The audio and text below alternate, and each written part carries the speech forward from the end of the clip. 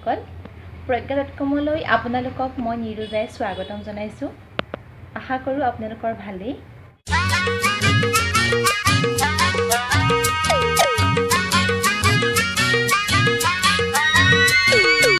সাহিত্যৰ জগতখনত লেখকৰ লগতে পাঠকৰ নিতান্তই প্ৰয়োজন। কাৰণ লিখনি এটা সফল হ'বলৈ পাঠকৰ মতামতৰ বিশেষ প্ৰয়োজন।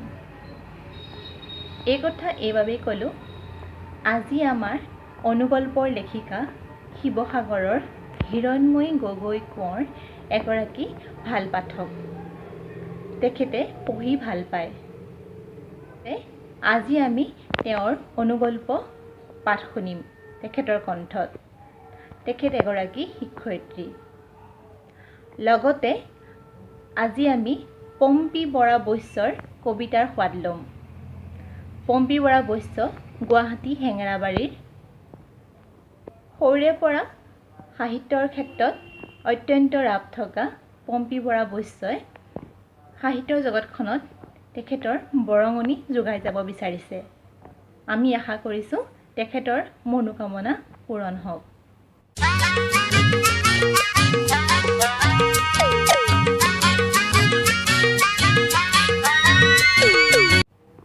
আহকচোন আমি হিৰণময়ী গগৈ কোঁৱৰৰ অনুগল্প আৰু পম্পী বৰা বৈশ্যৰ কবিতাৰ সোৱাদ লওঁ। নমস্কাৰ, মই হিৰণময়ী গগৈ কোঁৱৰ। আপোনালোকলৈ কেইটিমান অনুগল্প আগবঢ়াইছোঁ। মোৰ প্ৰথম অনুগল্প, ফল নিদিয়া গছ। ঘপ ঘপ শব্দটো শুনি তাই খিৰিকীৰে ভুমুকিয়াই চালে। মানুহজনে বগৰী গছজোপা ঘপিয়াইছে। এই গছজোপাত ফুলহে ফুলে, গুটি নৰয়েই। মানুহে কয় এনেকুৱা গছ বোলে ৰাখিব নাপায়, কাটি পেলাব লাগে। আৰু ভিতৰত মানুহজনীৰ গাতে ঘাপটো পৰা যেন লাগিছে। তাইও দুবাৰকৈ মৃত সন্তান প্ৰসৱ কৰিছে। মোৰ দ্বিতীয় অনুগল্প, সংগ। তেওঁক শেষ যাত্ৰাত সংগ দিবলৈ মানুহবোৰে উথপ-থপ লগালে। শেষ সময়খিনিহে তেওঁ বৰ অকলশৰীয়াকৈ পাৰ কৰিলে। মোৰ তৃতীয় অনুগল্প, স্বাৰ্থ। নতুন গাড়ীখনত সি সন্তান সম্ভৱা পত্নীক ডাক্তৰক দেখুৱাবলৈ আনিছে। পথটো বৰ বেয়া হ'ল। সি যিমান পাৰি বচাই বচাই লাহে লাহে চলাইছে আৰু পত্নীয়ে ভয়তে চকুহাল মুদি দিছে। গাড়ীখন লোৱাৰ স্বাৰ্থতে সি পথটো এনে কৰিবলগীয়া হ'ল।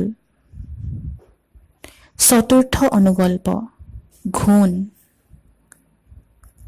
মানুহজনে সম্বৰ্ধনাত পোৱা ডাঙৰ শৰাইখন আনি থওঁতেই কাঠৰ টেবুলখনৰ ঘূণে খোৱা খুৰাটো মেৰেককৈ ভাগি থাকিল। শৰাইখন কোনোমতেহে তেওঁ হাতেৰে ধৰি ৰাখিলে। আজিকালি তেওঁৰ হাতখনো বৰকৈ কঁপে। পঞ্চম অনুগল্প, পোহৰ। গঢ়টো বেয়া নহয়, ৰংটোহে অকণমান এন্ধাৰ। ডাঙৰ হ'লে পোহৰ হৈ যাব, তুমি চিন্তা নকৰিবা। কেঁচুৱা চাবলৈ অহা মানুহবোৰে কণমানিজনীৰ কোমল গালখন চৌ নচৌকৈ চুই ফুচফুচাই কথা পাতে আৰু কণমানিজনীয়ে ফূৰ্তিতে মেলেককৈ হাঁহি এটা মাৰি ঘৰখন পোহৰাই পেলায়। ধন্যবাদ।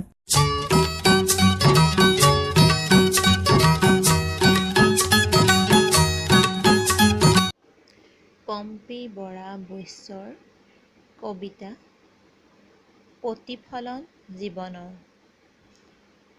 দুভাগ নিৰ্জন নিশাৰ একোটি ক্ষণত প্ৰাণ জগাই তোলা সেই গীতৰ সুৰে সুৰে বাজি উঠে হৃদয় বিনত মোৰ এটি সুমধুৰ স্মৃতি ভৰা লহৰ।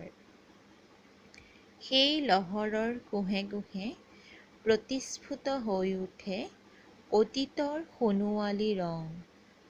বতাহৰ চেৱে চেৱে ধ্বনিত হোৱা সেই ধাননিৰ জিৰ জিৰ শব্দকণা জুৰিটিৰ কুলু কুলু স্বৰত বাজি উঠা হৃদয়ৰ কৰুণ অনুৰণন যেন অনুভূত হয়।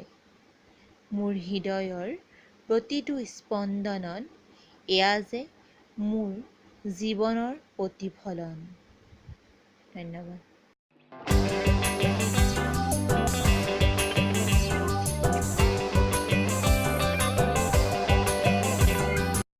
দৰ্শকসকল, আপোনালোকে আজি হিৰণময়ী গগৈ কোঁৱৰৰ অনুকল্প আৰু পম্পী বৰা বৈশ্যৰ কবিতাৰ সোৱাদ ল'লে। নিশ্চয় ভাল পালে। লাইক কৰিব, কমেণ্ট কৰিব, কমেণ্ট বক্সত গঠনমূলক পৰামৰ্শ আগবঢ়াব। তেতিয়াহে আমাৰ চেনেলটো আগবাঢ়ি যাব পাৰিব।